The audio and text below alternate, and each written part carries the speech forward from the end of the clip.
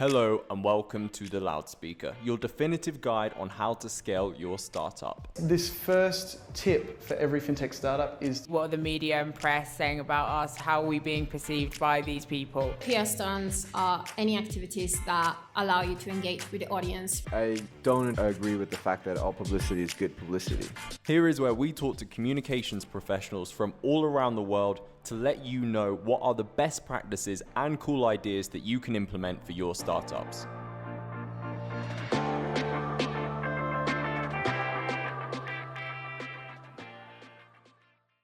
Can you tell our listeners who you are and a little bit about your background in marketing and social media, please, Courtney? Definitely. Well, my name is Courtney Sandora and I own Go Social. And I've had this business for about 10 years. But when I first got into the marketing game, I was definitely on the public relations side. So I was trying to get, clients in magazines and TV and newspaper. And I kind of fell into the whiskey world, actually, and which led me from New York to Chicago to Kentucky, where I've spent the last 15 years. And it was a great experience, but we were really trying to target a demo in their 20s. And I just had this aha moment of, is this audience really waking up and watching, TV in the news programs in the morning? And I thought they're not. They're going on their phones and they're looking at social. And this was right when businesses started using Facebook. So not to date myself, but it was a while ago. So I launched the first Facebook page for Brown-Forman, which they own Jack Daniels and Southern Comfort and a bunch of wine and spirit brands. And it was just an incredible experience to get that immediate feedback right away from consumers. Which seems silly now because we've had social for so long. It's like that excitement isn't really there anymore. But I also love the ability to tell my story directly to consumers. So before I was having to wait for a journalist to agree and say, okay, yeah, I'll do this story. And now it's like we could just say whatever we wanted when we wanted. And I thought there's so much power in that. So I started, like I said, my own company 10 years ago, and we do both PR and social media for clients. Awesome. Excellent. Well, I can't wait to get into this because I think this is a really cool topic and something that I've thought about a lot in the past. But like, how does social media differ in terms of business to consumer and business to business? So I'd love to get your opinion, first of all. What are the best channels to target business to consumer and business to business? Right. So one of the big mistakes we see people do is they're like, I want to be on everything. And that doesn't make a lot of sense, right? I'm a big believer in find your audience, pick a few channels and do it well. And I do think those vary between B2C and B2B. For B2C, I would say Instagram's really been the darling of the moment for years now. And you definitely can get better organic reach on Instagram than you can Facebook. That said, I still think Facebook plays a role. If I had to pick one, I'd probably do Instagram, but I don't think you should discount Facebook. It's still the largest universe, the largest audience. And you have a slightly older audience on there, but depending on what you're trying to sell, it could be good because they tend to have more money. So I definitely say Facebook and Instagram. YouTube's a great network as well, but the challenge that I have with a lot of clients is they don't have the video content, nor do they want to invest in the video content. So a lot of clients I work with, they'll have a YouTube channel, but it's more like, oh, we need a place to host this video, so we'll just throw it up on there. It's less of like a concentrated YouTube strategy. And I just feel like video, while people know it's great for social, they're still just not in a place where they're ready to invest in it. So for B2C, that would be my recommendation. TikTok's also great engagement, great reach. The issue I have with TikTok is it does skew younger. Now, I have read that within COVID, there's been more older people going to TikTok. I know personally I've been on it because it's the one thing that's made me smile during the shutdown. And so I definitely think that's a network to watch, but I still feel like if I had to choose one, it would be Instagram to reach consumers. And then on the B2B side, I usually lean pretty heavy into LinkedIn and Twitter. I think if you've looked at LinkedIn over the last few years, it's really morphed into almost a Facebook-like network. And all these networks keep borrowing from each other. You know, you to see what Instagram just did with Reels, trying to be like TikTok. And so, you know, I mean, you'll see that crossover a lot. But I think LinkedIn used to be a place where you just went when you were looking for a job. And now I feel like a lot of professionals actually hang out there and spend some time there. And especially LinkedIn groups too are great.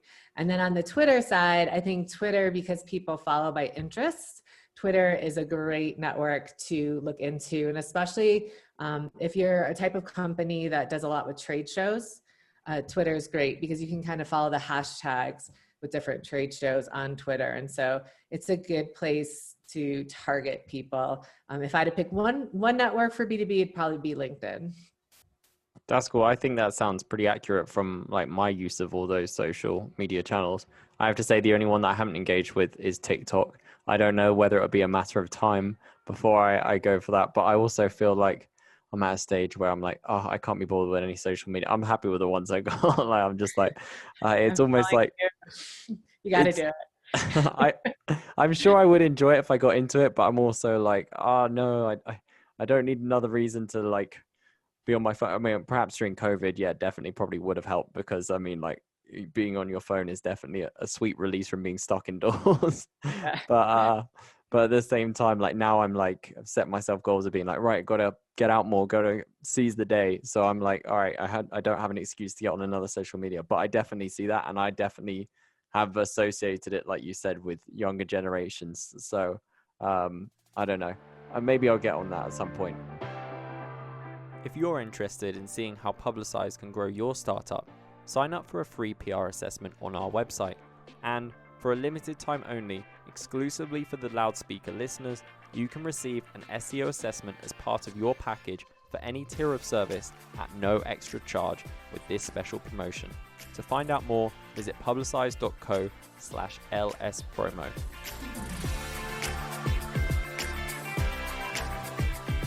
Also, I was interested, like what you mentioned about YouTube. I think YouTube is one of those social media channels which maybe gets forgotten about, like in the midst of the other ones. But I really do enjoy that.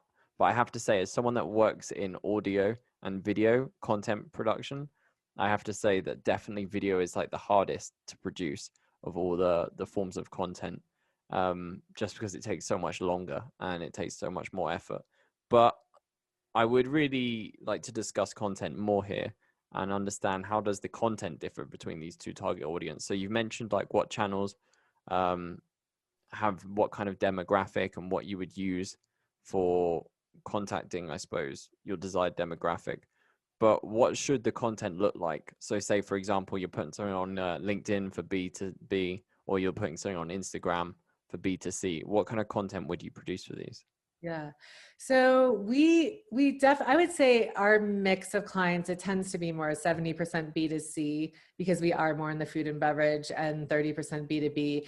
And I'll tell you, when we're creating content for B2C, it's usually all about entertaining, right? So you have a lot of permission to add humor, or, you know, just like beautiful shots of cocktails or food.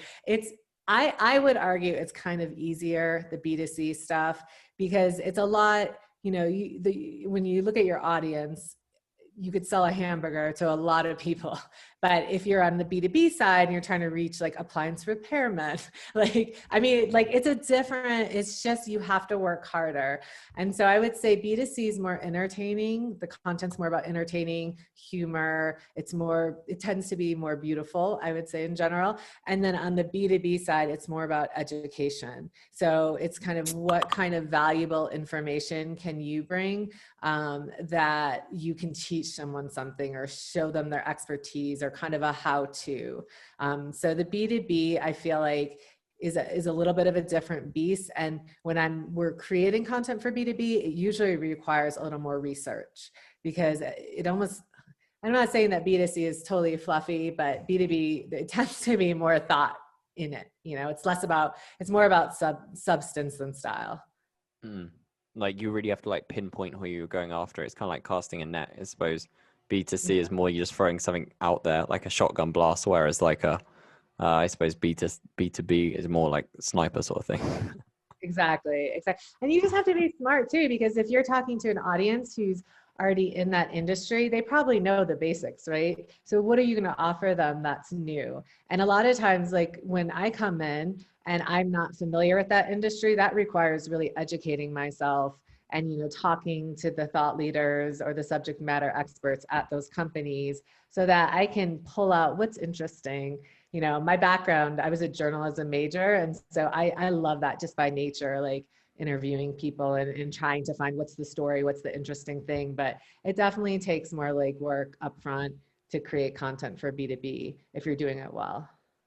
Yeah, I'd like to know as well, just out of interest, what's some of the best B2C content that you put out there or that you produce that you're really proud of? Obviously, like you said, it's got to be quite entertaining and enjoyable, and creating content which people really like and really have fun with. I can imagine that that's to some extent difficult as well, because you're competing with so much more online to grab people's attention when you're going after everyone like that. Like, have you put anything out there that you're really proud of or that has gone viral or anything like that? Sorry to put you on the spot. Yeah, no, I think anytime that we can kind of jump on something like a larger trend, that's usually good. And I would say one of the things was in Kentucky, there's this soft drink that, or I don't know what you call it, soda pop, whatever. We call it fizzy in the UK. I think fizzy drinks. Yeah, fizzy drinks. So it's a fizzy drink, and it's the oldest brand in Kentucky. It's been around like 100 years, and it's really a cult brand, and a lot of people love it. And at the time that COVID first happened, the governor there was hosting like a 5 o'clock almost happy hour where people would sit and they'd hear the daily update with him. And so one of the things we did for LA was, it was like, grab an LA and listen to this governor. And we got social influencers involved, and everyone was kind of like raising a glass right before this kind of COVID 5 o'clock briefing happened. And we really just kind of integrated it. And it was kind of this Kentucky for Kentucky, because it's such a brand that people loved. And I think at that moment, they kind of just wanted something to rally around. And so we saw people posting pictures of their like Zoom with the soda in hand, the fizzy in hand. And it was just kind of this nice moment where everyone just needed this kind of like little bit of joy during that time. So that was like a moment where we took a brand but there was a larger conversation thing going on, and we were able to insert the brand into that conversation. And it just did well. And it was really cool to see people, organically taking their own photos and sharing. That's nice. Yeah, we definitely need more of that energy in 2020. Finally, almost done with the year. Just, keep going. I'd love to know as well, like, so my final questions to you is kind of a two-part question. So I'm going to start with, what's your number one piece of advice for business to consumer, that businesses that want to step up their social media game? So I would say definitely, and this kind of ties back to my background in PR. I know some people get really turned off by the term social influencer, but I very much look at, as newsrooms are shrinking, the social influencers as a way to get your story out. And I think that posting on your own channel is just the cost of business. Like, everyone needs to be doing that. But when you get on someone else's channel, that's so much more powerful. And it's almost like getting a hit in a newspaper or on TV or whatever, like getting that coverage on someone else and having someone else talk about your product is so much more powerful than talking about it on your own channel, because, those are the people that already know you and like you. But when you work with social influencers, those are the people that really will get you new reach and new audiences. So I would really tell people, think about great content for your own channels, but definitely have a social influencer strategy where you're proactively going out, seeking out the right people, making partnerships, whether it's an ambassador program, an affiliate program, basically a sampling. That's what we do for a lot of clients. We will send the product, and then in exchange, they'll post about it. But we try, we work hard to identify the right people. So it's not just anyone, it's people with good engagement, people that make sense. But I would say that's the next wave of social. It's like, everyone's posting on their own channel, but now you need to think about, how do I get on these other channels, or how do I get Facebook groups or LinkedIn, well, not LinkedIn for B2C, but Facebook groups talking about you. So it's like, think about places off your page where you could really reach new people. Yeah, I think that's smart. And I can recognize a similar sort of strategy in podcasting. A lot of podcasters do that, like with collaborations with other podcasters. I myself have done it a few times. So yeah, I can definitely see the benefit in that. And then my final question to you, it's kind of similar, but what is your number one piece of advice for business to businesses that want to improve their social media efforts? I mean, one of the interesting things with B2B is that you live and breathe that industry every day. And so the stuff that you think is like, oh, this is common knowledge or not really interesting, me as an outsider can come in and say, wow, I didn't know that's how dishwashers worked or whatever. I do some work with GE appliances, which is why I'm bringing up appliances. But so I would definitely look at your industry, look at your company, and say who are the thought leaders in here. And it's not always the CEO. It could be like the engineer who created that project. But everyone kind of has like an interesting story, their little piece of the puzzle and how that business runs, and interview those subject matter experts, and then create thought leadership content that you can use as like a LinkedIn article, which you can then share to LinkedIn groups. You could use like Medium, the network Medium, to put it on there. You could put it on your company blog. It's like, once you create this rich content from the subject matter expert, there's so many ways that you could take that one piece and really leverage it across different digital platforms. You could break it up into tiny sound bites for Twitter, but really, I think a lot of people just don't realize the kind of wealth of knowledge they have in their own company and the interesting stories, because they just take it for granted. They're like, oh, that's Joe, he's been working on refrigerators for 20 years. But it's like, you really, to the outside person, or some of your key audiences, I'm sure that Joe has some really interesting points that, they want to hear about. So really dig into your organization, find those people and create that content. And I think it's worth the time, because like I said, you can use it across multiple touch points. That's awesome. I think that's really good advice. And I can honestly say, funnily enough, that's how this podcast got started.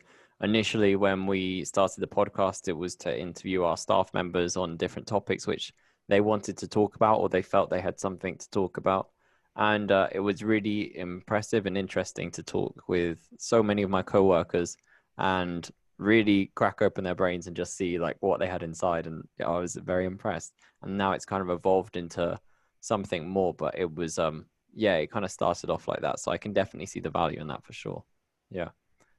Courtney, if people want to keep up with what you're doing or follow you or work with you, how can they do that? What's the best way for them to reach out to you? So on social, we're at The Go Social. So at The Go Social is probably the easiest way to reach out. Awesome. Excellent. Well, thank you so much for joining me today. It's been a real pleasure. Thank you.